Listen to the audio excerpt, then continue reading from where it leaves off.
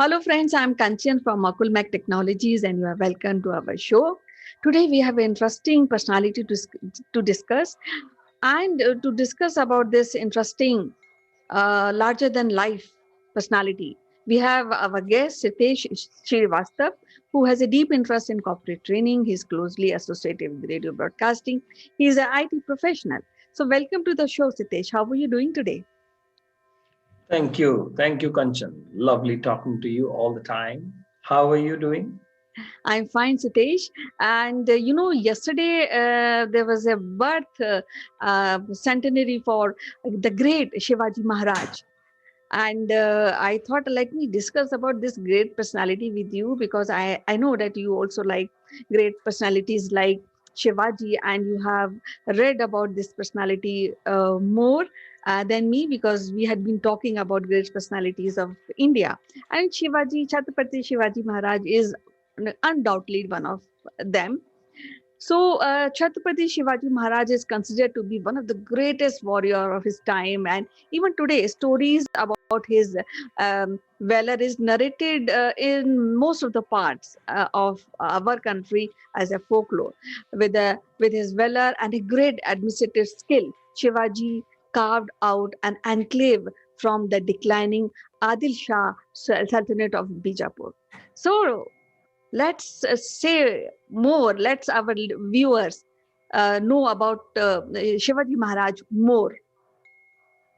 Well, Kanchan,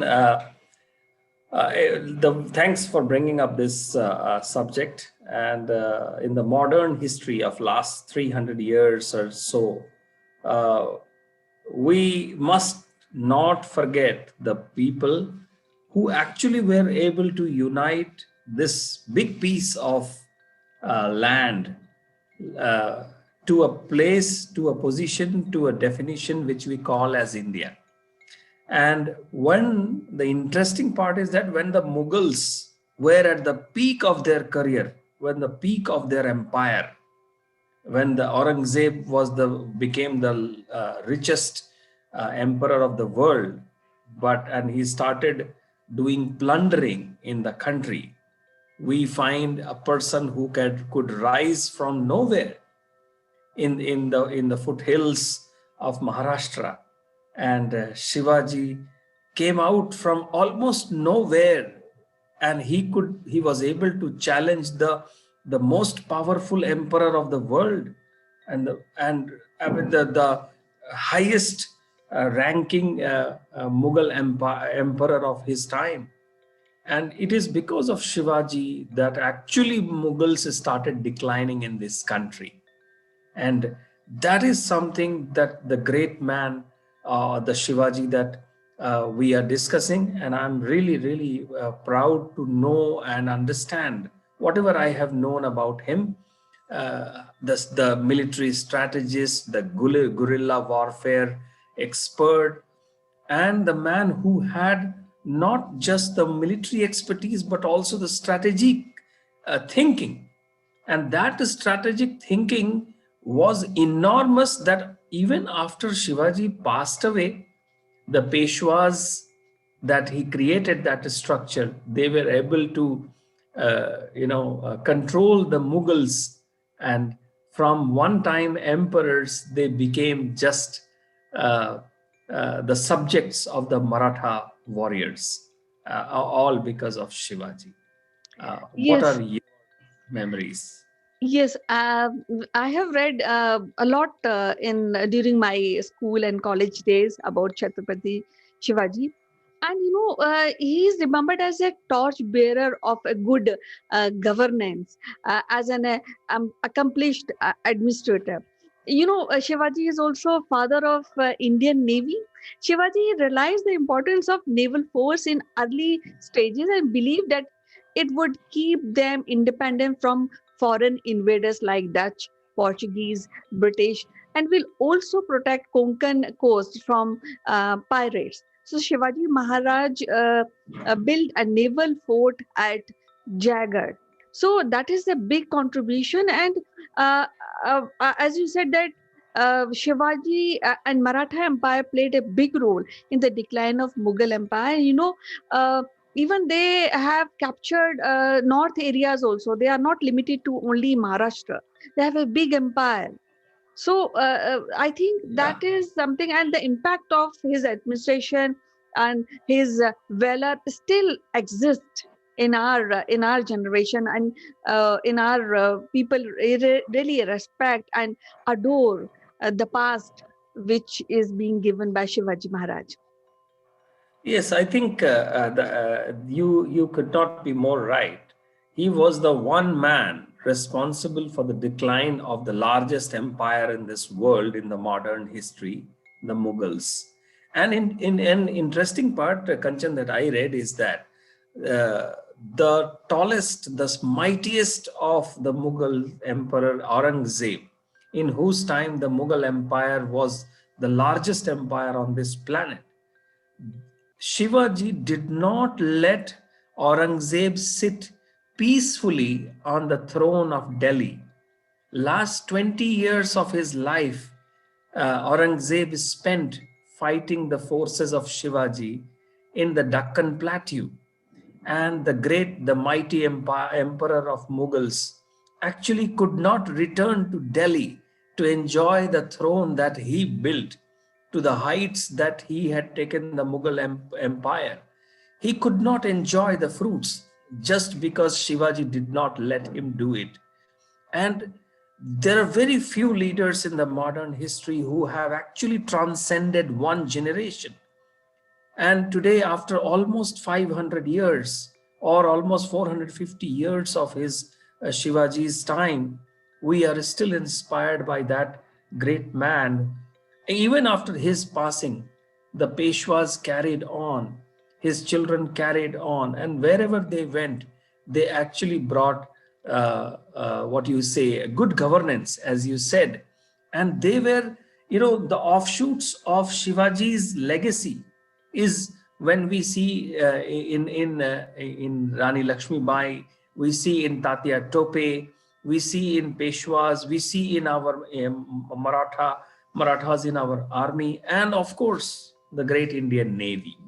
So I think Shivaji and the leaders like him, they work like glue to the overall diverse nation like India, and that is something that needs to be cherished. It needs to be told, and I think that needs to be in. It needs to instill the self-respect that the British had actually taken out of us. Yes, there are few basic pillar he has strengthened. Like he was very tolerant and he was very beautiful ruler. He it said that nobody can insult women during his era of rule, and they were all treated very well. Women were educated. And now, when we talk about tolerance and dutiful ruler, it is said. I'm just quoting him. I've read it somewhere, so I'm just quoting Shivaji Maharaj that he said, if a tree which is not a highly elevated living entity can be so tolerant and merciful to give sweet mango even when we hit by anyone, and being a king, should I not be more merciful and tolerant than the king? So when even during war, when he captured soldiers or kings, he used to treat them not mercifully, and that makes him great. And he also has lot of valor, lot of grit for war, because he also said to his men that never bend your head, always hold it high.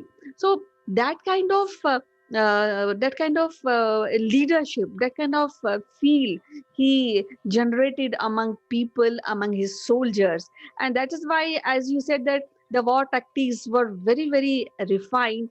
And he has also done innovative military tactics, and he used the method by leveraging strategic factors like the geography, speed, and it was used to be surprise defeat for more powerful enemies. So that makes him great. Yes, yes, Kanchan. And Shivaji is something that this country shall always remain indebted to, because the modern nationalism, if the start of modern nationalism can be said to have started from Shivaji's time, where he could think about this whole landmass as one nation and a community which believes in a certain kind of a governance and which respects its people and also focuses on the welfare. And that modern nation actually can be thought very aggressively from Shivaji's time, because that was the decline of the Mughals. And after the decline of Mughals, when Aurangzeb passed away in 1707, after that, the way Peshwas and the Maratha warlords, as they captured the Mughals, and by the time of 1757 of Plassi's battle, the Mughals were just remained confined to Delhi. In fact, they were paying taxes to the Marathas.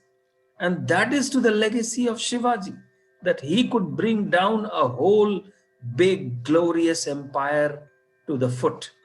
And then the last nail was dealt by the British, who took away the completely from the Mughals, and that's where the British took over. The only small point that I want to make here, Kanchan, through this program is that I always wonder. In fact, I want to meet someone who can actually explain us that when the Marathas, after Shivaji, when they were able to control Delhi, when they were able to control and demand taxes, protection money from the Mughals, why did they not choose to take the throne of Delhi and become the real, put athwart the British at that point in time? How could they fail to see what was coming? And that is something, if they would have done that, the Shivaji's glorious years, we should have seen much, much earlier in the independent India. What do you think? Yes, I think we are touching a very small aspect of great Chhatrapati Shivaji Maharaj Ji, because we need, I think, more time to really discuss about the strategies of Maratha Empire and how they got guidance when Shivaji was alive. And you know that though the legacy of Shivaji will never wither away, it will be here, because you know, for the first time, Shivaji paid the army, Maratha soldiers, for their service for throughout the year, which never happened before. So they were not treated as like people who you hire for the fight, but they were, that from 2,000 men, Shivaji created an army of 10,000 soldiers and very small time, and that too it is a paid army, something which is like modern army, where we see the our India army is a paid army and a professional army. So that is something which is still going on in our army. A part of these guerrilla tactics which were invented and laid down, and of course there are some aspect of artillery teaching which has also been inducted in our modern Indian education. So that, I think, that is somewhere, the Shivaji's legacy will never go away, because we are so Yes. glued to this great personality that it's very difficult to really ignore him from our past. Exactly, Kanchan. And I think the lore, the folklore of Shivaji, the facts of Shivaji needs to be told as it is in our history books, in the schools, in the colleges, even in the management colleges, not only military colleges, but also in the management colleges.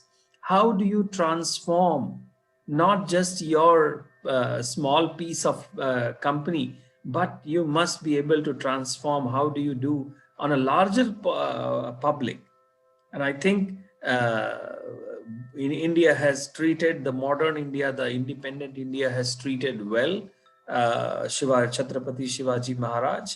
And I think most of us who have learned about him should not just do the lip service of talking about him, but do something about him in fact, take his legacy forward, learn about him. In fact, I'm surprised, Kanchan, that is still lot of the literature written during Shivaji's time is still is in Marathi, and it has not been translated into Hindi or English for us to read.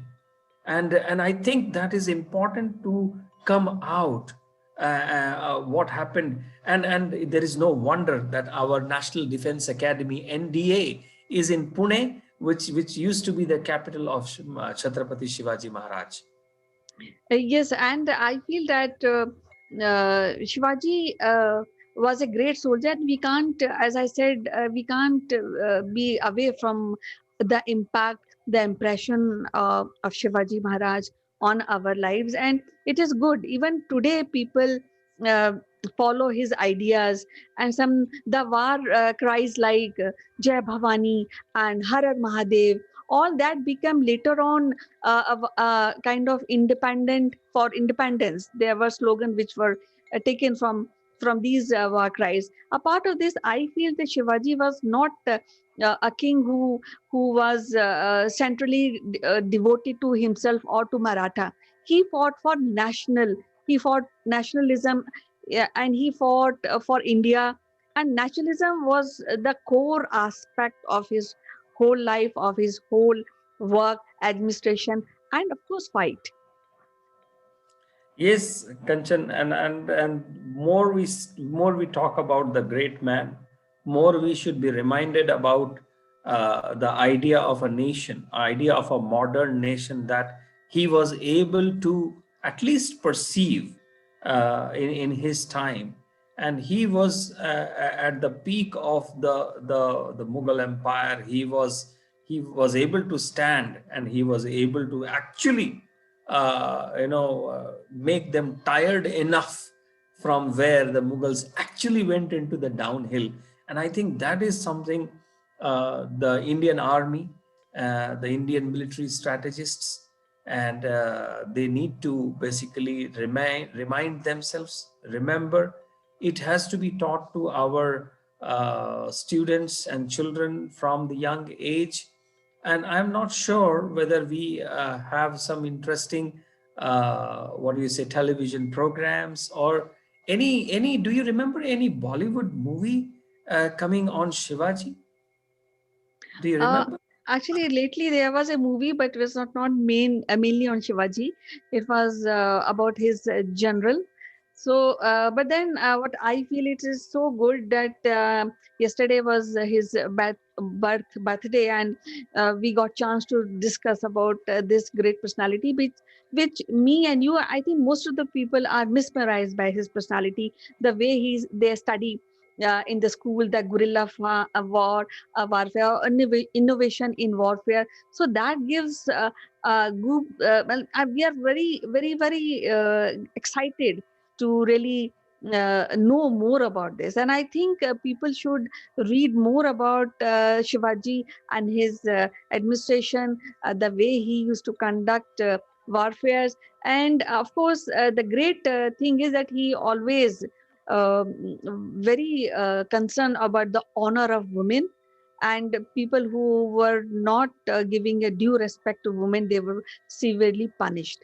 So these few aspects which are into our Indian culture, so and that he revived, and he put forward few good cultural and the most aspect of Indianness during his administration, and that we cherish, isn't it, Sitesh? Yes, Kanchan, and may I take this opportunity to suggest our in schools that they should take up something which is called history tour. Like they should take a history tour and take the students to the trails of Shivaji, something like that.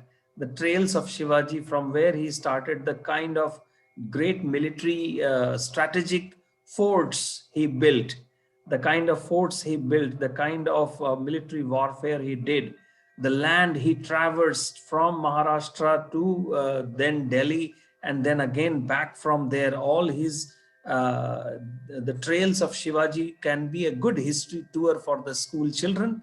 It could be a good history tour for the historians. It could be a great history tour for the interested people in history, in the modern Indian history. And people should actually go. It can be developed as a tourism also. So, and I think that is needs to be charted out.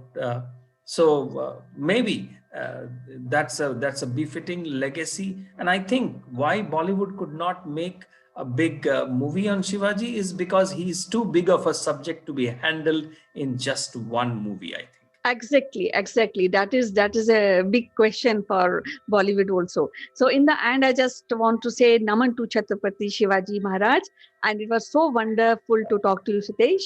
We'll meet next in our next episode with a very interesting topic next time. Till then, bye bye. Take care. Jai Bhavani.